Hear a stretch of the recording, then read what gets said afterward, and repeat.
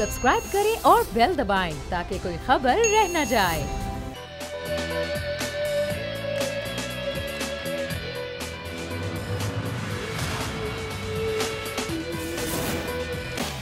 अस्सलामुअलैकुम। प्रोग्राम में मैं सुमैया रिजवान आपको खुश आमदीद कहती हूँ। अब ईद आने में चंद रोज़ ही बाकी रह गए हैं और ईद के बाद जो अपोजिशन ने एहतजाज का ऐलान किया है उस पर किसके बाद क्या सूरत हाल होती है, क्या वाकई हुकूमत ने कुछ तैयारी कर रखी है या फिर हुकूमत सिर्फ तनकीद के निश्तर बरसाएगी और जवाबी कार्रवाई करेगी। लेकिन हम ज़रा आज बात कर लेते हैं कि नैब ने मेगा मनी लॉन्ड्रिंग केस में आसिफ अली जरदारी के वारंट गिरफ्तारी जारी करने की तस्दीक भी कर दी है। ये खबर थी, हमने सोचा कि इसी से अपना प्रोग्राम शुरू करते हैं। आसिफ अली जरदारी के वारंट गिरफ्तारी गुज़िश्ता रोज़ चेयरमैन नैब की मंजूरी के बाद जारी किए गए थे और बोल ने गुज़िश्ता रोज़ ही आसिफ अली जरदारी की वारंट गिरफ्तारी जारी करने की खबर को ब्रेक भी किया था। इस पर हमने गुफ्तगू भी की थी। आज इस बात की तस्दीक हो गई है कि आसिफ अली जरदारी गिरफ्तारी के लिए वारंट गिरफ्तारी जारी किए जा रहे हैं, ये कहना है नैब का। और जरदारी के वारंट गिरफ्तारी 10 जून को इस्लामाबाद हाई कोर्ट में पेश करेंगे। याद रहे कि 10 रोज़ की ज़मानत भी मिल गई है आसिफ अली जरदारी को। अब इस ज़मानत के ख़त्म होने के बाद क्या होगा? अब ईद से पहले तो ये बातें की जा रही थी कि आखिर किस किस की ईद होगी जो जेल में गुजरेगी और किसकी ईद जेल से बाहर गुजरेगी। और अब सवाल ये है कि ईद के बाद कौन जेल में होगा और कौन सड़कों पर होगा और कौन हुकूमत के खिलाफ एहतजाज कर रहा होगा। भले वो एहतजाज हुकूमत गिराने के लिए नहीं, महंगाई के लिए ही होगा, लेकिन क्या इससे अपोजिशन को कुछ हासिल हो पाएगा या नहीं। और हमने देखा कि आज कौमी असम्बली के इजलास में भी गर्मा गर्मी देखने में आया। अरकान आपस में गुत्थम गुत्थ और हुकूमती अरकान ने एक दूसरे पर खूब जो है वो निश्तरबाजी भी करी लफ्ज़ों की। और फिरदौस आशिक अवान साहिबा ने ट्वीट किया, उन्होंने कहा कि मरियम नवाज़ को ये खौफ है कि इमरान खान की कामयाबी से मुल्क जो है वो मुनाफा बख्श हो जाएगा। सियासी जमात की आड़ में उनकी प्राइवेट लिमिटेड कंपनी खसार चली जाएगी। मरियम सफदर ने वज़ीर आज़म पाकिस्तान के मुतालिक नाशाइस्ता लबो लहजा उनकी बढ़ती हुई फ्रस्ट्रेशन का इजहार है। मुसरत में पाकिस्तान तहरीक इंसाफ से हमारे साथ मौजूद हैं। मज़ीद में मेहमान में आगे जाके मुसरत साहिबा, हुकूमत ने तैयारी कुछ की है या फिर ये ट्विटर का ही सहारा लेकर जवाबी कार्रवाई करनी है, या फिर अपोजिशन जो एहतजाज के लिए आ रही है बाकायदा तौर पर ईद के बाद, उसके लिए हुकूमत की तैयारी क्या है?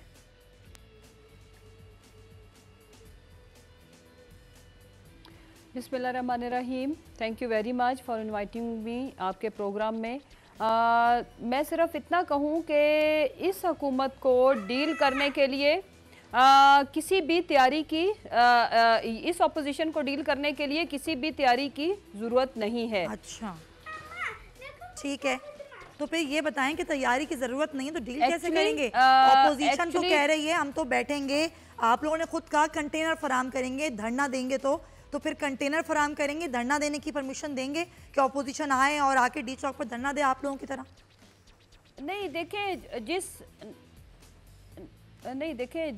जिस तरह की ये अपोजिशन है, मुझे ये बताएं कि अवाम इनके किसी भी जो प्रोपेगंडा है, प्रोपेगंडा इनका आप देखें तो सही कि मरियम का और बिलावल का है क्या?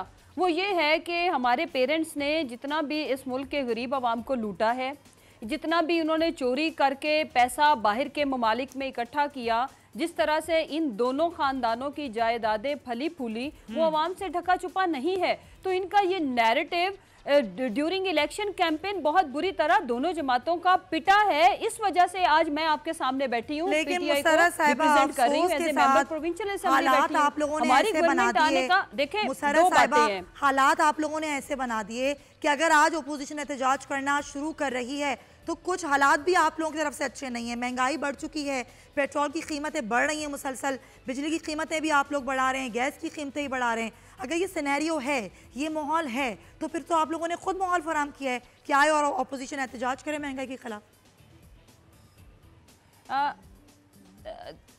देखें, अगर ये सारा कुछ हमारी इकदाम की वजह से हुआ होता तो अवाम भी समझती, मैं भी समझती। हमें जिस इकोनॉमी को हमारे हवाले किया गया वो किसी से ढका छुपा नहीं है। और ये इन दोनों जमातों की नहीं, मैं कहूँगी इन दोनों खानदानों की करप्शन की वजह से आज मुल्क इस नहज पे पहुंचा है कि हमारे मुल्क में करप्शन की वजह से मुल्क इस नहज पे पहुंचा है, लेकिन पे है हमारी सिर्फ करप्शन के मामलात पर मुल्क चल नहीं सकता। सही है, मुसरत साहब हमारे साथ ही मौजूद रहेगा। जरा पाकिस्तान पीपल्स पार्टी का मौक़िफ़ लेते हैं। तो हमारे साथ मौजूद है। हसन साहब बहुत शुक्रिया प्रोग्राम में वक्त देने के लिए। हुकूमत ये कहती है कि हमें कुछ तैयारी करने की ज़रूरत नहीं है। अगर आप लोग एहतजाज के लिए आ रहे हैं तो महंगाई को ख़त्म करने के लिए नहीं आ रहे, बल्कि अपनी करप्शन छुपाने के लिए आ रहे हैं। तो जो इनका ये करप्शन जो इन्होंने लगाई हुई है, ये दरअसल अपनी नाकामियां छुपाने के लिए ये करप्शन के पीछे छुपने की कोशिश करते हैं। जिन पे इल्जामात हैं जी कि करप्शन की, उनके अदवार अगर आप देखें तो उसमें गरीब आदमी को रोटी भी मिल रही थी, अच्छा, उसमें इलाज भी हो रहे थे, तालीम का सिलसिला भी लोगों का चल रहा था, और उसके रोजमर्रा के जो अखराजात हैं वो पूरे हो रहे थे। अब जब ईमानदार लोगों की हुकूमत आई है तो अब आपके सामने है जी कि उसमें लोग रोटी से तंग हैं, हॉस्पिटल्स में इलाज नहीं हो रहे, डॉक्टर्स एहतजाज कर रहे हैं, इंजीनियर्स जो हैं वो सड़कों पर हैं। आज में फैसलाबाद में 800 आदमियों को वासा ने नौकरी से निकाल दिया है। 4 दिन ईद में रहते हैं। उन गरीबों की ईद भी मारी गई, 3-3 महीनों की उनको तनख्वाह नहीं मिली थी। कहाँ जाएंगे वो लोग? तो ये करप्शन का जो इन्होंने ढोंग रचाया हुआ है, ये सिर्फ और सिर्फ अपनी नाकामियां, नाअहलियां। लेकिन हसन साहब, ऑपोजिशन के एहतजाज करने से क्या महंगाई कम हो जाएगी? आप लोग अपने मकसद में कामयाब हो जाएंगे? नहीं, हमारा मकसद हरगिज ये नहीं है कि हम इस सिस्टम को कमजोर करें।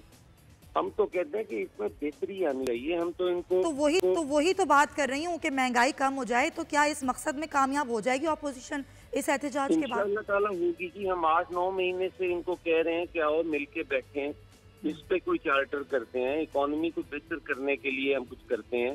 जिस आसिफ अली जरदारी के दौर को ये बुरा कह रहे हैं, उसी के वजीर खजाना को इन्होंने ले लिया है।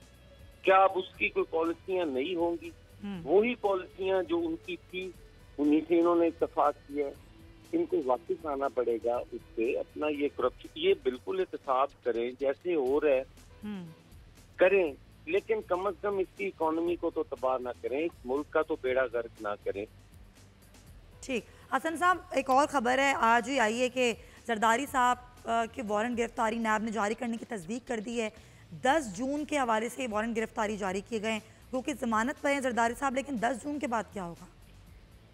देखिए जी, क्या होना है, हम तो पहले से कह रहे हैं कि ये एहतसाब नहीं है, ये इंतकाम है। इंतकामी कार्रवाई हो रही है और हम जेल जाने के लिए भी तैयार हैं कि ठीक है, आप जहां जो मर्जी कर लो, लेकिन हम ना 18th अमेंडमेंट जो है उसको वापस लेंगे, रोल बैक करेंगे। कोई कंप्रोमाइज नहीं है हमारा। आप जो मर्जी आए, जिस तरह दिल है करें। पीपल्स पार्टी जो है वो अपने मौक़िफ़ से पीछे हटने वाली नहीं है। ठीक, सही है। मुसर्रत साहिबा, आपने सुना हसन साहब ये कह रहे हैं कि हम तो जेल जाने को भी तैयार हैं, सड़कों पर बैठने को भी तैयार हैं। हुकूमत की जो नाकामियां हैं उनको छुपाने के लिए ये इंतकामी कार्रवाइयां हो रही हैं। अच्छा, सबसे पहले तो मैं बता दूं कि ये अगर जेल जाने को तैयार हैं तो फिर ये जो प्रोटेस्ट की कॉल है, ये अब मैं आपको चले, अगर जिन लोगों को नहीं पता उनके गोश गुजार कर दूं कि ये महंगाई की जो ड्राइव थी ये पहले इन्होंने क्यों नहीं की। ये आज जब जैसे जैसे हमारे जो अकाउंटेबिलिटी के इदारे हैं वो करप्ट लोगों के खिलाफ अपना मतलब दायरा तंग कर रहे हैं, तो उस दिन मरियम को भी याद आ जाता है। और मुझे ये बताएं, मैंने आपसे एक पूछना है थोड़ा सा, बीच में जो 2 महीने मरियम ने साइलेंस रखी, ठीक है, और जब ये प्रोसेस बिलावल के वालिद साहब का तेज हुआ नैब में, तो ये अचानक से महंगाई, तो मतलब 2 माह पहले भी हालात कोई आइडियल तो नहीं थे पीटीआई की वजह से, ठीक है।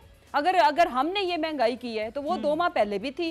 तो ये 2 माह पहले इनका ट्विटर अकाउंट हैक कर लिया गया था। इन्होंने इकट्ठे क्यों नहीं ऑल पार्टीज कॉन्फ्रेंसेस बुलाई? इन्होंने ये सारा कुछ जो आज ये मतलब एक बिगड़े हुए वालदैन की करप्ट पैसों पे पली हुई ये नालायक औलादें जिस तरह से मुल्क के इदारों को चैलेंज करती हैं, जो मुल्क दुश्मन अनासिर हैं जो दूसरे मुल्कों के हाथों में खिलौना है, उनको अपने राइट लेफ्ट पे बिठा के जिस तरह से ये प्रेस कॉन्फ्रेंसेस करते हैं, फिर उनके साथ सिंपैथेटिक ट्वीट करते हैं मुल्क के इदारों पे जिन लोगों ने लेकिन हमला आप मुझे किया, सिर्फ इतना बता दें मुशर्रफ साहिबा, फेवर देने की बातें करते हैं, आप लोगों मुझे की समझ नहीं एक आती दूसरे पर इल्जाम कि तराशी, 2 माह पहले ये सारी मुशर्रफ साहिबा मुझे आप सिर्फ इतना जवाब दे दें, आप लोगों की बयानबाजी एक दूसरे पर इल्जाम तराशी से आवाम का क्या भला हो रहा है? आवाम तो महंगाई की चक्की पिस रहे हैं।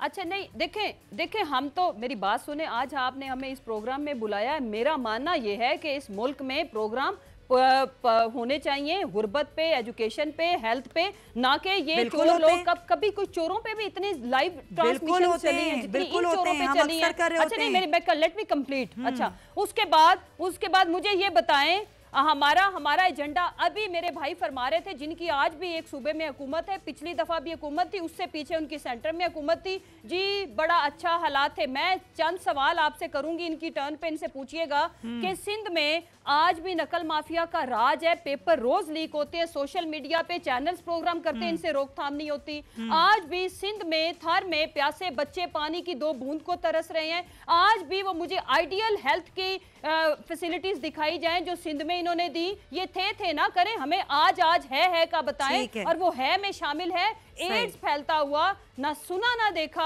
और ये बिलावल साहब उस वक्त लंदन में थे, लंदन की प्रॉपर्टी में बैठे हुए थे कि उधर दुबई में बैठे हुए थे, और मरियम क्या कर रही थी, इनसे जवाब लेती हूं। सबसे पहले जवाब लेती हूं हसन साहब से। ट्रांसपोर्टेशन इन्होंने कितनी अच्छी की है, बिल्कुल इन्होंने जवाब सिंध लेती में हूं। किया क्या है जो आज ये हमें क्रिटिसाइज करते हैं। 9 माह बात पहले तो आने ठीक वाले है, जिनकी 11 साल से हुकूमत है बिल्कुल सूबे के अंदर, 10 साल से आप लोग हुकूमत सिंध में कर रहे हैं, तो 9 माह की आई हुई हुकूमत है, ये रोटी कौन सी मिल रही है सिंध में? मैं सवाल कर रही हूँ, हमें बताया जाए। मुशर्रफ साहिबा मैं सवाल कर रही हूँ। हसन साहब मुझे बताएं, जब बात तो ठीक है, पीटीआई तो 9-10 माह पहले आई है, आप लोग 10 साल से हुकूमत कर रहे हैं, कौन से ऐसे आइडियल सिंध और कराची के हालात कर दिए आप लोगों ने?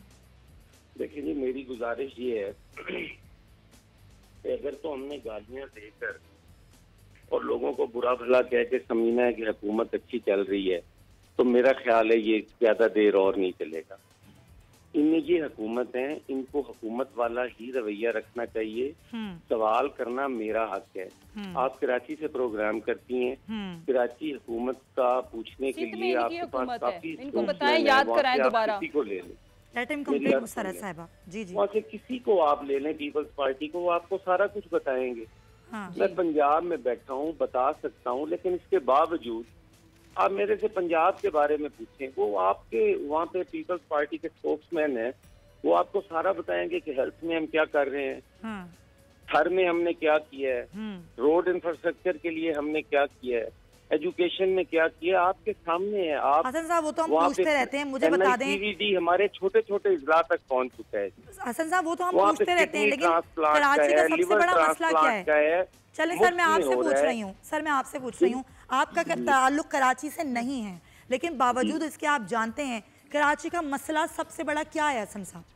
पानी का है। तो पानी का मसला कैसे हल होगा? ये पीटीआई और MQM आपके खिलाफ एहतजाज पर आने के लिए तैयार हैं ईद के बाद। पीपल्स पार्टी ने कभी भी नहीं कहा कि हम आइडियल सिचुएशन में रह रहे हैं, वो कहते हैं कि ये मसाइल हैं, लेकिन NFC में हमारा जो पैसा रुका पड़ा है, सैकड़ों अरब रुपया हमारा पड़ा है, वो हमें मरकज दे ही नहीं रहा। तो देखिए ना, ये सारी चीजें हैं, हम अपने महदूद वसाइल में अपने मसाइल का सामना कर रहे हैं, मुकाबला कर रहे हैं। और मैं कहता हूँ कि इस वक्त पाकिस्तान में अगर कोई आइडियल हुकूमत है तो वो सिंध गवर्नमेंट है। अच्छा। ये आए मेरे साथ, आप टाइम रखें, मैं आपको सिंध सारा विजिट करवाता हूँ। छोटे छोटे इजलास तक तो हमारे NICVD जा चुके हैं, घर में जाके देखें, इस्लाम कोर्ट में देखें, जो हमारा थर कोल पावर प्रोजेक्ट है। हसन साहब हम तो कई दफा कह चुके हैं कि बिल्कुल हम मैं शो करूंगी, हसन साहब मैं शो करूंगी, आप चले मेरे साथ थर का वो उन इलाकों का विजिट करवाएं। मैं अरेंज करता हूँ, आप आए मेरे साथ। बिल्कुल मैं शो करूंगी, मैं पाकिस्तान तहरीक इंसाफ के कारकुनान को, रहनुमाओं को, आवाम को दिखाऊंगी कि अगर वो ये कहते हैं और अगर आप ये कहते हैं कि इल्जाम है, तो ठीक है, आप उस इल्जाम को गलत साबित कर दें, हमारे भी सवाल को गलत साबित कर दें। मुझे इसी शो में टाइम दें, मुझे बिल्कुल सर, आप ईद के बाद किसी भी दिन रख लें सर, आप ईद के बाद रखें, मैं आपके साथ थर में शो करूंगी। हम थर के मसाइल जो लोग कहते हैं आप हमें दिखा दें कि कोई मसला नहीं है। आप प्रोग्राम के बाद बनाना चाहेंगी टाइम, या मुझे अभी दे दें टाइम? सर बिल्कुल हम आपसे टाइम लेते हैं, शो के बाद आपसे टाइम लेते हैं और आपके साथ मिलकर शो करते हैं। मैं आपका ही सवाल लेके जाती हूँ। मुसर्रत साहिबा, मुझे ये बताइए, ये पाकिस्तान पीपल्स पार्टी यानी कि सिंध गवर्नमेंट की वफाकी हुकूमत की रस्साकशी में नुकसान तो सिंध के आवाम का है। अगर आप लोग फंड जारी नहीं करेंगे, वो रुका हुआ पैसा जिसकी बात करती है पीपल्स पार्टी, वो जारी नहीं करेंगे तो काम कैसे होगा?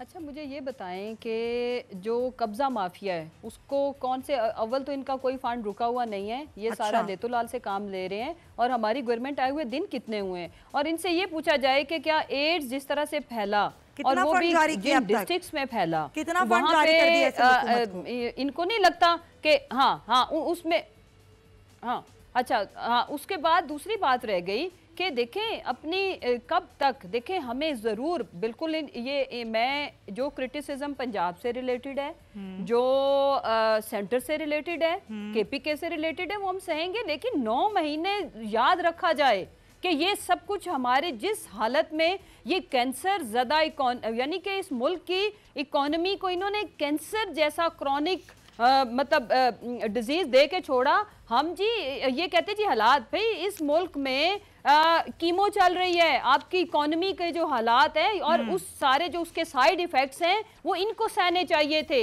ये जो कभी जेलों की आड़ में कभी कहते हैं हम धरना देंगे, ये धरने भी दें, ये जेलों में भी शौक से बिल्कुल नहीं जा रहे, ना ये कहते जी हम जेल काट लेंगे, हम फलान कर लेंगे। अगर जेलें काटना इतना आसान होता तो जो हमजा ने हरकत की और जो माशाल्लाह जरदारी साहब करते फिर रहे हैं, और फिर अगर काट रहे हैं तो ये किसी के सर पे आसान नहीं है कि जेल जब इनको जाना पड़ता है तो ये कहते हैं हम पूरा मुल्क हम प्रोटेस्ट करेंगे। बिल्कुल करें और हमें अपने स्लोगन भी बताएं कि हमने लूटा है पाकिस्तान, हम फिर लूटेंगे, हमें मैंडेट दिया जाए। फिर ये इनका स्लोगन क्या होगा कि करप्शन बचाओ मुहिम, या ये इनका ये होगा कि हमारे एसेट जो हम इस मुल्क को सारा टैक्स दावत देती है क्या होगा, इनको ये बताना पड़ेगा। मुसर्रत साहिबा, मुझे बताएं कौन सी हुकूमत दावत देती है अपोजिशन को? क्या हुआ कि एहतजाज करो, हम कंटेनर देंगे जी? ये कौन सी हुकूमत दावत देती है? हम तो इनको देखें, मेरी बात सुने, ये दावत इसलिए हम दे रहे हैं कि इनका कॉज मुल्क के सामने, अवाम के सामने ये बहुत बुरी तरह एक्सपोज हो चुके हैं। इनका एजेंडा इस मुल्क के, और ये मेरी बात आज आप कोट कर लें, ये इनके देखें जब ये मियां नवाज शरीफ जाती उमरा से जेल तक, कोट लखपत तक गया है ना, लेविश खाना, आइडियल बिरयानी लाहौर की दी गई, लोगों को पैसे दिए गए, लोग थे कितने? ये कैसे मैनेज करेंगे? जब धरने होते हैं, जब इतने लंबे सक्सेसफुल प्रोटेस्ट चलते हैं, उसके पीछे लोगों के अपने पर्सनल एजेंडा होता है, लोगों के आइडियोलॉजी होती है, कॉज होता है। जब उनको ये पता होगा कि ये 2 चोर खानदानों के पीछे कितनी को ये अवाम इकट्ठी कर लेंगे, इनके कोई धरना वरना नहीं होने जा रहा, ये मैं आपको पहले बता दूं ना। इनमें दम खम है, इतना होता तो ये इलेक्शन में जीत के आ जाते। दूसरी रह गई बात कि हाँ, जो सेंटर से सिंध तक गए, जो इन्होंने सिंध का हाल किया है, अगली दफा आप इंशाल्लाह ताला आप सिंध की भी बदली सूरत देखेंगी। सिंध में भी अवेयरनेस जाएगी, सिंध के लोग भी समझेंगे कि इनका इलाज, इनके जानवरों का इलाज भी बाहर होता है। और इन्होंने हमारे बच्चों को एड्स जैसी मुहलिक बीमारी पे, आप जरा बिलावल साहब की जरा टाइमिंग नोट करें कि कितनी उनकी लेट प्रेस कॉन्फ्रेंस होती है एड्स पे, और वो कैसे समझाया जाता है कि ये इन चीजों से फैल जाती है, इन चीजों से, वो तो मुझे आपको पता है, लेकिन मैंने पूरी स्टोरी करनी है जी। जरा पंजाब में भी एड्स फैल रहा है। मुसर्रत साहिबा, पंजाब का एड्स पूछे मैंने फैला दी है जी, बिल्कुल मैं उस पर बात करूंगी। हसन साहब, पंजाब के लोगों को रोटी जो है वो मिल रही है। हसन साहब, मैं उस पर बात करूंगी, जरा पहले आप इनकी बात का जवाब दे दें। इलाज के लिए दवाइयाँ मिल रही हैं, मैं आ रही हूँ। तो उसकी वजह ये खुद है ना, उसकी वजह ये 9 महीने की गवर्नमेंट नहीं है। पंजाब में भी एड्स की वजह पीपल्स पार्टी है। मुसर्रत साहब बताइए, पंजाब में भी? पंजाब में वजह पीपल्स पार्टी और नून लीग दोनों हैं उसकी। हाँ, मैं बता रही हूँ, पंजाब में वजह पीपल्स पार्टी और नून लीग दोनों हैं। और जहां तक बात रह गई, ये दोनों जमाते हैं, इन्होंने इस मुल्क के हेल्थ, सुन लेना मैं आपको बताती हूँ, इन्होंने इस मुल्क के हेल्थ का पैसा, एजुकेशन का पैसा, इन्होंने साफ पानी का पैसा, कईयों ने ऑरेंज ट्रेन में झोंका, कई इन्होंने बाहर सरे महल बनाए, इन्होंने ज्वेलरी खरीदी, बाहर के लॉकर्स में रखी, इन्होंने दुबई में कभी हेल्थ की ही नहीं। चले, मैं आ रही हूँ, एड्स पर आ रही हूँ। आप दोनों चाह रहे हैं, मैं एड्स पर ही आ जाती हूँ। जरा खबर शेयर कर लेते हैं नाजरीन के साथ। हसन साहब, मुसर्रत साहिबा, आप दोनों भी सुनिएगा। अगर हम सिर्फ ऋतु डेरो की बात करें, जहाँ पर एड्स वो वबा की सूरत इख्तियार कर गया। अब तक 14 जानों को निकल गया है, 14 मासूम बच्चे अब तक हलाक हो चुके हैं एड्स के मर्ज की वजह से। जाँ बाग होने वाले बच्चों में 14 बच्चे हैं, जिनमें गुलाम नबी, राजिक खोकर, जवेरिया, ताहिर, तौफीक, हिम्मत अली, नादिया और समीना शामिल हैं। मोहम्मद बख्श ने मुसलसल बुखार और बीमार रहने पर अपने बेटे मुजम्मल की तहसील अस्पताल से HIV की तस्दीक करवाई, जो कि पॉजिटिव आई। शराज पठान हमारे साथ हैं, उनसे जानते। शराज पठान, कुछ कंट्रोल हुआ है ऋतु डेरों में एड्स का मर्ज या नहीं? जी नहीं सुमैया, बिल्कुल एड्स का जो मर्ज है वो तेजी से फैल रहा है और आज भी एक जो है बच्चा मुजम्मिल वो हलाक हो गया और अब जो मजमूई तादाद हो गई है तकरीबन 2 माह के दौरान तकरीबन 14 बच्चे जो हैं वो अपनी जान से बाजी जो है वो हार चुके हैं। वालिदैन बहुत ज्यादा परेशान है, इलाज नहीं कर रहा। आप देखें कि WHO हो या सेंटर फॉर डिजीज जो है अमेरिका की टीम जो माहिरीन की आई हुई है वो हो, आगा खान हॉस्पिटल की टीम हो, सारे के सारे इस चीज पर लगे हुए हैं कि ये इन्फेक्शन फैला कैसे। महकमा सेहत की जो टीमें हैं वो भी इसी इन्वेस्टिगेशन के पीछे हैं, लेकिन अद्वियात, किट्स और जो बच्चों के इलाज मुआलजे का जो अहम जुज है उसकी तरफ जो है वो अब तक किसी की तवज्जो नहीं है। और वालिदैन आलमी दायरा सेहत की टीम आई हुई है, आज भी खबर आई थी, क्या पता क्या चल पाया है? उन लोगों ने क्या बताया है, क्या वजह है इसकी? मैया यहाँ पर अभी वजूहात जो हैं उसको मालूम करने के लिए बाज़ाब्ता तौर पर जो 12 रुकनी आलमी माहिरीन की टीम है उन्होंने अपनी तहकीकात का आगाज किया है। जराए बताते हैं कि उन्होंने अदम जो है वो एतमाद का इजहार कर दिया है कि जो ब्लड स्क्रीनिंग की जा रही है वो भी मरहलावार जो है, पहले रतो देरों में एक दफा जो फर्स्ट किट पर जो है टेस्ट लिया जाता है स्क्रीनिंग का, उसके बाद कई मरीज आते ही नहीं है क्योंकि सेकंड और थर्ड किट जो है जो उसका टेस्ट होना है वो भी बहुत अहम जुज है। उसके लिए कई लोग जो हैं वो गायब हो चुके हैं, इनके पास डेटा सिंध हुकूमत के पास नहीं है। सिंध हुकूमत कहती है आलमी माहिरीन को हम 6 माह के अंदर आपको डेटा देंगे, जबकि आलमी माहिरीन कहते हैं हमें 3 माह का वक्त जो है वो दरकार है, आप हमें डेटा दे दें। तो ये सारे मामला जो है वो बहुत ज्यादा गंभीर है। यहाँ पे सूरत हाल जो है वो उस तरह से वाजे नजर नहीं आती। बिलावल भुट्टो जरदारी प्रेस कॉन्फ्रेंस करते हैं, वो सवाल लेने से सहाफियों का इनकार कर देते हैं और जो है वो उठकर चले जाते हैं। इसके अलावा भी यहाँ पर जो गैर संजीदगी का एक अमल जो है वो सारा बहुत शुक्रिया शराज पठान आपका। और पंजाब में भी यही सूरत हाल है, पंजाब में भी जो एड्स के मरीज हैं उनकी तादाद बढ़ चुकी है। हम कोशिश करें अपने नुमाइंदे को भी इस पर लें। सबसे पहले तो मुझे ये बताइए हसन मुर्तज़ा साहब, आप लोगों ने क्या कोशिश की है, सिंध गवर्नमेंट ने क्या कोशिश की है कि यहाँ पर एड्स क्यों फैल रहा है, इसकी वजूहात मालूम की जा सके? देखें सुमैया, सबसे पहले तो हमें इस चीज पे इसको पॉलिटिसाइज नहीं करना चाहिए, बिल्कुल नहीं करना चाहिए, नहीं करनी चाहिए। ये एक अल्लाह की तरफ से आफात है और इसका हमें मुकाबला करना चाहिए सारों को इकट्ठे होके। हमारे अपने जो सियासी इख्तलाफात हैं वो तो ना खत्म होने वाले, लेकिन इस पे ये कहना कि पंजाब के अंदर भी नून लीग जिम्मेदार है और पीपल्स पार्टी जिम्मेदार है एड्स की, सिंध में पीपल्स पार्टी, ये अल्लाह की तरफ से है। हमें इस बीमारी का, इस मुसीबत का मुकाबला करने के लिए सारी कौम को इकट्ठे होना चाहिए। इस चीज पे हम सियासत कर रहे हैं। पंजाब के अंदर है, मेरे हल्के में है, मैं आपको दिखाता हूँ वहाँ पे एड्स के पेशेंट। अब उसके लिए हमारे अवेयरनेस कैंपेन्स होनी चाहिए। लोग आज भी नाई के पास जाते हैं, वहाँ से शेव करवा रहे होते हैं। यूज सिरिंजें आज भी जो हमारे देहातों में जहाँ पे इलाज की सहूलतें मुयस्सर नहीं है, आज भी वहाँ पे वही यूज सिरिंजें इस्तेमाल हो रही हैं। तो इससे ये सारी एड्स की बीमारियां जो हैं वो बढ़ती हैं और फैलती हैं। उनके लिए हमें काम करना चाहिए। हम बिल्कुल आप सही कह रहे हैं, इस चीज को सियासी रंग तो नहीं देना चाहिए हसन साहब, लेकिन अस्पतालों में जो सेहत के मामलात हैं, अगर रतो डेरों में है या सिंध में मैं ओवरऑल बात कर रही हूँ, मेरा सवाल में है या पंजाब में है, वो भी पाकिस्तान है, पेशावर में है, तो वहाँ भी नहीं। मेरा मकसद हरगिज़ ये नहीं है। ये नून लीग ने कर दी। हसन साहब मेरा सवाल सुन लें, मेरा सवाल सुन लें। हमारी चोरियां, हमारी बदमाशियां, हमारी डकैतियां, बिल्कुल सही है। इनके लिए हम तैयार हैं अदालतों में जाने के लिए। हम कहते हैं जो फैसला अदालतें करेंगी हमें मंजूर है। आप हसन साहब सवाल तो ले लें। हॉस्पिटल में दवाइयाँ नहीं है वो पहुँचाए। हसन साहब सवाल तो ले लें। कहा था कि हम आपकी बात मैं समझ गई, तालीम खत्म करेंगे, उसके लिए काम करें। लोगों को रोटी नहीं, बिल्कुल आप सही कह रहे हैं, लेकिन मेरा सवाल तो ले लें सर, मेरा सवाल तो सुन लें। मेरा सवाल ये है, आप बिल्कुल सही कह रहे हैं, ये कोई एक सूबे की बात नहीं है, पूरे पाकिस्तान की बात है। जो तिब्बी सहूलतें हैं अस्पतालों में वो कितनी, उनका कितना फुकदान है। जो डायलिसिस के लिए मशीनें इस्तेमाल की जाती हैं उसके ज़रिए भी एड्स फैल रहा है। जो स्क्रीनिंग कैंप्स हैं वहाँ पर भी सुनने में आया कि वहाँ उसमें जो तशखीस हो रही है वहाँ से भी एड्स फैल रहा है। मंशियात इस्तेमाल करने वाले जो लोग हैं उनसे भी एड्स फैल रहा है। तो सारा कुछ तो हम अज़ाब इलाही पर कहकर एक साइड पर नहीं हो सकते, कुछ तिब्बी सहूलतों का फुकदान भी है। नहीं, मैं आपका सवाल मुकम्मल हो गया? जी जी जी जी बिल्कुल हो गया जी। मैं तो पहले यही अर्ज कर रहा हूँ कि ये चीजें जो हैं ये उसका सबब बन रही हैं। उसमें हमारी ये नीडल्स हैं, उसमें हमारे डायलिसिस हैं, उसमें हमारे ये जो डेंटल सर्जरी का है वो है, ये सारी चीजें उसमें शामिल हैं जी। ठीक है, इसलिए मैं कह रहा हूँ कि इनसे मुकाबले के लिए हमें इकट्ठा होना चाहिए।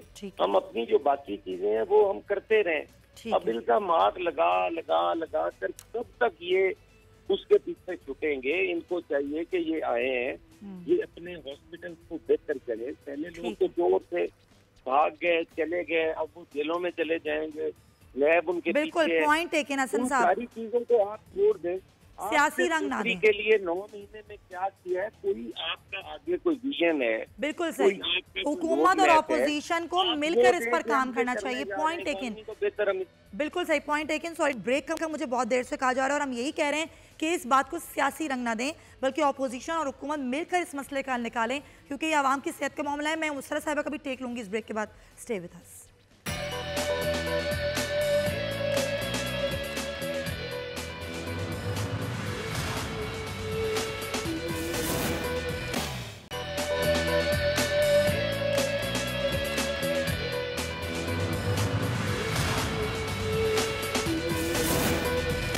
Welcome back to the show. हम बात करें मुल्क भर में फैलते हुए एड्स के हवाले से, और अब हम पंजाब में भी देख रहे हैं कि एड्स जो है वो तेज़ी से फैल रहा है। गुजरात में पंजाब हुकूमत एड्स के मर्ज को कंट्रोल करने में नाकाम नज़र आती है।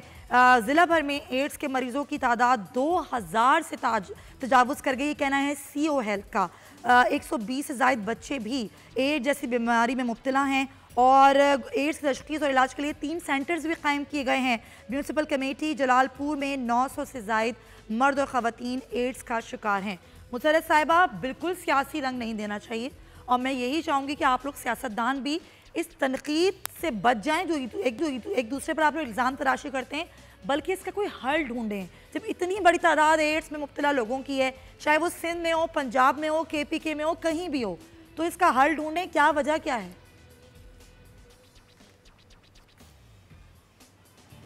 नहीं, देखिए, एक तो मैं ये बात बता दूं कि मैंने बिल्कुल इस पे सियासत नहीं की। देखें, ये जब निकलते हैं, ये आके प्रेस कॉन्फ्रेंसेस करते हैं, हमने जिस हालत में इन्होंने हमें मुल्क दी, जिस हालत में हेल्थ की फैसिलिटीज़ थी, आइडियल सिचुएशन में इन्होंने हमें जो मुल्क दिया, तो जब उसकी बात होगी तो मैं तो बात कर रही थी। मैंने सिर्फ खाली एड्स की बात नहीं की, मैंने बात की है नकल माफिया, कब्जा माफिया, पानी की फैसिलिटीज़, ट्रांसपोर्टेशन, हेल्थ। और हेल्थ में चूँकि अभी आपको पता है कि कितना बड़ा क्रॉनिक इशू बना हुआ है एड्स, तो फिर मैंने इसलिए इस राय में ये बात की थी। मैं ओवरऑल परफॉर्मेंस की बात कर रही थी। मैंने खाली खुदा ना खास्ता एड्स को कार्ड बना के नहीं यूज किया इनके अगेंस्ट, लेकिन जो मेरे इल्म में मेरे भाई ने आज इजाफा फरमा दिया है कि उन्होंने जो मेरे और इनके करने का काम है उसको कुदरती आफात में शामिल कर दिया। मैं हेल्थ फैसिलिटीज एंड हेल्थ जो किसी की नालायकी नाअहली की वजह से हो, वो किसी की भी वजह से हो, उसको कुदरती आफात में कंसीडर नहीं करती। फिर इस तरह दुनिया की हार्ट डिजीज को पंजाब में एड्स फैलने की क्या वजह है? मुसर्रत साहिबा, मैं क्या कहूँ। फिर बड़ी खूबसूरत इन्होंने बात सुन लेना मेरी, लेट मी कंप्लीट फर्स्ट। अच्छा, दूसरी जो बड़ी खूबसूरत इन्होंने बात की, बिल्कुल अच्छी बात है कि हमें मिलजुल के इन सारे इश्यूज को हैंडल करना चाहिए। जब हम ये बात करते हैं कि आए, जितनी मर्जी बिगड़ी हुई बुरी हालत में आपने हमारे हवाले मुल्क किया, आओ मिलके इसको ठीक करें। इनको ये मिलके ठीक करने वाली बात बिल्कुल पसंद नहीं आती। उस वक्त ये कहते हैं कि हम महंगाई के खिलाफ एहतजाज करेंगे, और हम महंगाई वो जो इन्होंने पिछले 70 सालों में दोनों जमातों ने मिलकर इस मुल्क पे कर्जा चढ़ाया, उस कर्जे की रकम को करप्शन की सूरत में लूटा, और फिर इस मुल्क में आर्टिफिशियल वे में जिस तरह से डॉलर को कंट्रोल किया गया, और फिर आर्टिफिशियल तरीके से ही जिस तरह इस मुल्क की इकोनॉमी के साथ खिलवाड़ किया गया, हमें फेल करने के लिए ये मुल्क के गरीब आवाम की की रोजी रोटी के साथ जिस तरह से ये दोनों जमातें खेल रही हैं, किसी से ढका छुपा नहीं है। हम भी कहते हैं कि आए मिलके काम करते हैं। हाँ, अब मैं आपको बता दूं कि ये मुझसे पूछ रहे थे कि इन्होंने 9 माह में क्या किया है। 9 माह में सुन ले, 9 माह में हमने एक कोई जो रेलवे था वो फर्स्ट टाइम प्रॉफिट में गया, उसके बाद हमने पीआईए को प्रॉफिट में हम लेके जा रहे हैं, उसके बाद हमने हर जैसे अकाउंटेबिलिटी फॉर ऑल, जिसमें आपको ये पता बात है हम बाद में कर लेंगे। मुसर्रत साहिबा, मेरा टॉपिक एड्स है मैडम, करते हैं। और मुसर्रत साहिबा, मेरा टॉपिक एड्स है, प्लीज हम इस पर फोकस हो जाएं। जरा हम पंजाब और सिंध में बढ़ते हुए एड्स के बारे में बात कर रहे हैं। एड्स की ही बात कर रही हूँ। देखें मेरी बात सुनने जी, उसकी वजह यह है कि जिन लोगों की ये 9 माह के अंदर एड्स नहीं फैला, मेक श्योर कर लें इस बात को।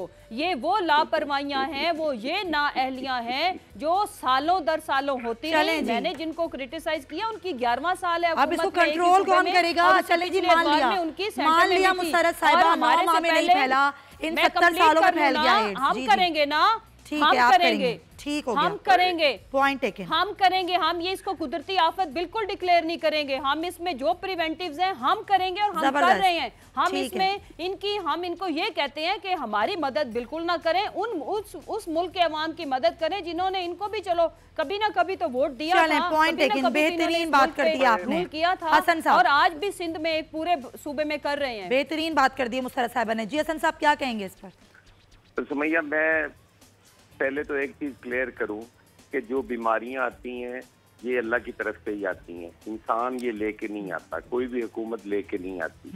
जहां तक हेल्थ फैसिलिटीज का मामला है वो हुकूमत की जिम्मेदारी होती है कि उसके लिए वो क्या करती है या क्या कर रही है। इंशाअल्लाह ताला उसके लिए कोई भी आदमी ये नहीं चाहता कि उसके वोटर्स या उसके सपोर्टर्स या उसकी हुकूमत में लोग जो है वो इलाज के बगैर मरे। लेकिन एक चीज बड़ी क्लियर है कि सिंध के अंदर लोगों को हेल्थ फैसिलिटीज मिल रही हैं, हॉस्पिटल्स में मेडिसिन मिल रही है, हॉस्पिटल में लोग ऑपरेट हो रहे हैं। पंजाब के अंदर वो नहीं है। यहाँ पर लेबोरेटरी टेस्ट भी जो है वो सरकारी तौर पर पंजाब में नहीं मिल रही है। मेरी आवाज सुन लें क्या आप जी? यहाँ पर एजुकेशन के लिए कुछ नहीं किया जा रहा। ये जो रेलवेज का कह रहे हैं वो रेलवेज का आपके सामने हाल है कि इनके 8-9 महीनों में कुछ चौथा एक्सीडेंट हो चुका है रेलवे का। उसका जिम्मेदार कौन है? किसने आज तक उस पर कोई इंक्वायरी करवाई है? कुछ चेक हुआ है मिनिस्टर?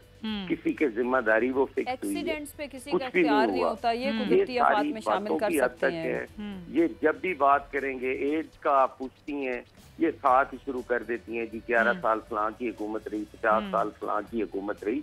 हुकूमतें रही हैं, ना ही किसी ने आर्टिफिशियल डॉलर कंट्रोल किए थे, ना ही किसी ने आर्टिफिशियल महंगाई रोकी हुई थी। पॉलिसीज होती हैं गवर्नमेंट की जिससे डॉलर भी कंट्रोल रहता है, इकोनॉमी भी कंट्रोल रहती है, जिससे महंगाई भी कंट्रोल रहती है। इनके पास कोई मैकेनिज्म ही नहीं है, कोई इनका प्रोग्राम ही नहीं है। क्या कर रहे हैं ये? इनकी डिस्ट्रिक्ट गवर्नमेंट जो है, डिस्ट्रिक्ट एडमिनिस्ट्रेशन जो है वो क्या कर रही है? इन्होंने इतना बड़ा सिस्टम बलदियाती खत्म करके एक अपना नया ला के दे दिया जिसको इलेक्शन कमीशन भी कह रहा है कि वो नाकाबिले अमल है, उस पर हो कुछ नहीं सकता।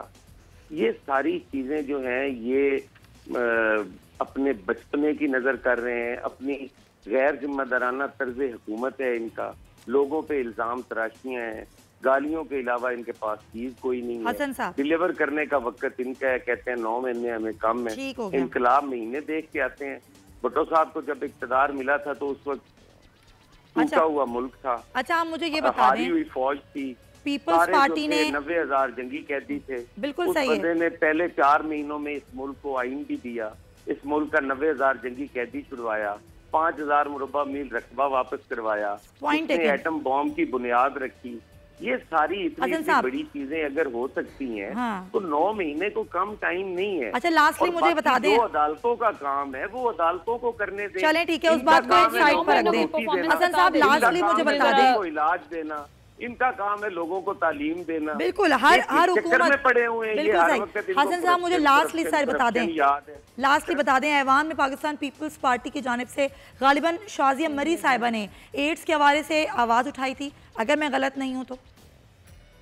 हसन साहब, एड्स पे इनको फोकस करना चाहिए। नहीं, मैं गलत तो नहीं हूँ। दूसरी बातें शाजिया साहिबा ने तो फिर जवाब तो देना पड़ता है ना, बिल्कुल सही करेंगी उसका ऐवान ये मामला उठाया जाएगा फिर से ऑपोजिशन की जानिब से, मुल्क भर में एड्स फैल रहा है। हसन साहब जी, ऐवान में उठाया जाएगा दोबारा से ये मामला पीपल्स पार्टी की जानिब से? उठाया जाएगा। हम इस सेशन में आप देखेंगी कि जो इश्यूज है वो जरूर लेके आएंगे। उसमें एड्स जो है वो हमारी टॉप प्रायोरिटी होगा। पंजाब के अंदर सिंध से ज्यादा बुरी तरह ये मर्ज फैला है। ठीक है। मेरे इधर हल्के में आप आगे देखें, चिन्योट के अंदर यहाँ पे सैकड़ों मरीज हैं। ठीक। हाफिजाबाद में है और कई जगह पे हैं पंजाब के अंदर। ये उसको फोकस ही नहीं कर रहे। ये लगे हुए हैं कि जी करप्शन कर गए, ये 11 सालों में ये नून लीग की वजह से हो गया। ये चीजें कोई ताने मैंने देने वाली बात है? बिल्कुल नहीं है, बिल्कुल नहीं है। काम करने की काम करने वाली बात है, बिल्कुल सही। क्या किया है इन्होंने आज तक? जवाब तो हुकूमत को भी देना पड़ेगा और सूबाई हुकूमत को भी। बहुत शुक्रिया सर मुर्तज़ा साहब आपका भी और मुसर्रत साहिबा आपका भी। और इस मौजू पर मैं बस इतना ही कि बराए मेहरबानी सेहत का मौजू है, इसको सियासी ना बनाएं, मिलकर काम कर लें। कहीं तो मिल जाएं आप लोग और आवाम की सेहत के बारे में सोच लें। एड्स फैल रहा है। खैर आगे बढ़ते हैं और ज़ाहिरा भी ईद आने में चंद रोज़ ही बाकी रह गए, तो कुछ ईद की तैयारियों के हवाले से बात कर लेते हैं, क्योंकि आखिरी अशरे में हम देखते हैं कि ईद की तैयारियां ज़ोरों शोर से शुरू हो जाती हैं। बाज़ारों में कितनी रौनक है दिन के वक्त में भी और उसके बाद भी, यानी कि अफ्तार के बाद भी कितनी बड़ी तादाद है जो लोग हैं वो बाज़ारों का रुख करें। हमारे नुमाइंदे इस्लामाबाद से अलदता हमारे साथ हैं, उनसे जानते हैं। अलदता, इस्लामाबाद में क्या सूरत हाल है शॉपिंग की? आखिरी अशरे के बाद कोई रौनक ज़रा बढ़ गई है इस्लामाबाद में या फिर इफ्तार के बाद रौनक ज़्यादा होती है? जी बिल्कुल, जैसे जैसे ईद के दिन करीब आते जा रहे हैं बाज़ारों में भी शॉपिंग की ख़रीदारों का रश बढ़ता जा रहा है, रौनकें बढ़ती जा रही हैं। आज चूँकि इस्लामाबाद में भी गर्मी बहुत ज़्यादा थी, 41 डिग्री सेंटीग्रेड पर पहुँचा हुआ था, लेकिन इसके बावजूद भी ख़रीदार इस वक्त मार्केटों में नज़र आ रहे हैं। चूँकि जिन बच्चों की अभी तक शॉपिंग नहीं हुई, बच्चे भी अपने जूते ख़रीद रहे हैं, तो ख़वातीन अपनी मेहंदी और चूड़ियाँ भी ख़रीद रही हैं, तो मार्केटों को भी सजा दिया गया है। ऐसा लगता है कि ईद से पहले ईद का समा है। लाइटें लगा दी गई है मार्केटों में, क्योंकि ज़्यादातर ख़रीदारियों का रश जो है वो मगरिब के बाद, इफ्तारी के बाद होता है, जो रात 11-12 बजे तक खरीदारी होती रहती है। चूँकि ईद के अब भी 4-5 दिन बाकी रह गए हैं। जिन लोगों ने अभी तक कपड़े नहीं खरीदे, जिन ख़वातीन ने कपड़े तो खरीद लिए हैं लेकिन जूते नहीं खरीदे, वो जूते मैचिंग कर रही हैं। बच्चे इसी तरह रेडीमेड कपड़े ले रहे हैं, साथ जूते भी खरीद रहे हैं। आवाम से जाने, आवाम से बात करें, अपनी चूड़ियाँ और मेहंदी खरीद ज़्यादा किस चीज़ पर खरीदारी पर जोर है? चूड़ियाँ ज़्यादा खरीदी जा रही हैं या कपड़े ज़्यादा खरीदे जा रहे हैं? ज़रा आवाम से तो बात कीजिए। जी बिल्कुल, चूँकि 4-5 दिन रह गए हैं, जिन लोगों ने कपड़े ख़रीदने थे वो ज़्यादातर कपड़े तो ख़रीद रहे हैं, लेकिन इस वक्त जो ज़्यादा देखने में नज़र आ रहा है, ख़वातीन या तो चूड़ियाँ ख़रीद रही हैं या छोटे बच्चे अपने कपड़े ख़रीद रहे हैं, या ज़्यादातर ख़वातीन अपनी जो कपड़े ख़रीदे हुए हैं वो मैचिंग शूज़ ख़रीदे रहे हैं। चूँकि शूज़ जो कपड़ों के साथ उन्होंने मैच करने वो ख़रीदे जा रहे हैं। और चूँकि फितर के ऊपर मेहंदी और चूड़ियों का इस्तेमाल भी बहुत ज़्यादा होता है, तो ख़वातीन ज़्यादातर इस वक्त चूड़ियाँ और मेहंदी ख़रीदते हुए नज़र आ रही हैं। चूड़ियाँ और मेहंदी पर जोर है जनाब। बहुत बहुत शुक्रिया। अलदता हमारे साथ मौजूद है वफाकी दारुल हुकूमत, और वहाँ पर उनका कहना था कि अब रश काफ़ी हो गया है। अभी भी हमने देखा दिन का वक्त है, गर्मी बहुत है, लेकिन फिर भी बाज़ारों का रुख किया है लोगों ने। लाहौर के जिंदा दिल जो लोग हैं वो किस तरीके से शॉपिंग कर रहे हैं आखिरी अशरे में? सुदीप चौधरी हमारे साथ हैं, उनसे जानते हैं। जो सुदीप बताइएगा, लाहौर में कितना रश देख रहे हैं आप बाज़ारों में? जी, जूं ईद करीब आती जा रही है, बाज़ारों में, मार्केटों में और शॉपिंग मॉल्स में ख़ुसूसन नौजवानों का रश बढ़ता जा रहा है। इसी तरह आज हम पेस सेंटर में, पेस सेंटर के अंदर देखते हैं कि क्या चल रहा है। यहाँ पे ये दुकान है, आप देख सकते हैं कि मुख्तलिफ वैराइटीज़ यहाँ पर लगी हुई हैं और यहाँ पर कसीर तादाद नौजवानों की है। ये नौजवान वही हैं जो कि इस ईद के ऊपर हल्ला गुल्ला भी करेंगे और ईद को बड़ी मौज मस्ती से मनाएंगे। कुछ नौजवान यहाँ पर मौजूद हैं, इनसे बात भी करते हैं। हेलो, अस्सलाम वालेकुम भाईजान। वालेकुम अस्सलाम, कैसे आप? ठीक हैं? मैं ठीक, बिल्कुल ठीक ठाक। ये बताएं कि इतनी सख्त गर्मी में आप शॉपिंग के लिए आए हैं, कैसा लग रहा है? बहुत अच्छा लग रहा है एक्चुअली। बाहर 46-47 ऑलमोस्ट टेम्परेचर है, लेकिन फिर भी हम ईद के लिए आए हैं, ईद की शॉपिंग के लिए आए हैं। ऑब्वियसली सबके दिल में होता है कि हम नई ड्रेसअप करें, अपने आप को नया शूज़, नए कपड़े, नई शर्ट्स वगैरह सारा कुछ शॉपिंग करें। सो दैट्स वाई हम बहुत खुश हैं, सारे शॉपिंग कर रहे हैं। सारे दोस्त मिलकर शॉपिंग कर रहे हैं, दुकानदार हैं, इनसे भी बात करते हैं। मुझे ये बताएं आजकल क्या ट्रेंड चल रहा है? आजकल ट्रेंड फैशन ज़्यादा जीन्स चल रही है, फंकी पैंट्स लोग लाइक कर रहे हैं, जैसे कि रेजिंग वाली, इसी तरह की चीज़ें। उसी तरह की हमारे पास वैरायटी पड़ी है, पूरे पेज में डिफरेंट चीज़ें हम लेकर आते हैं। बहुत बहुत शुक्रिया आपका सुधीर चौधरी, हमें लाहौर से आगाह कर रहे थे। और जाते जाते मैं आपको बता दूं कि जो गर्मी अभी है, महकमा मौसमियात का कहना है कि ईद पर इससे ज़्यादा गर्मी पूरे मुल्क में पड़ेगी। तो बिल्कुल शॉपिंग कीजिए और उसमें आप अपना भी ख्याल रखिए और आसपास के लोगों का भी ख्याल रखिए, उनको भी अपनी खुशियों में शामिल कर लीजिए, तो ईद का मज़ा दोबाला हो जाएगा। इसी नोट के साथ इंशाल्लाह आपसे होगी कल मुलाकात। जब तक के लिए अल्लाह हाफ़िज़।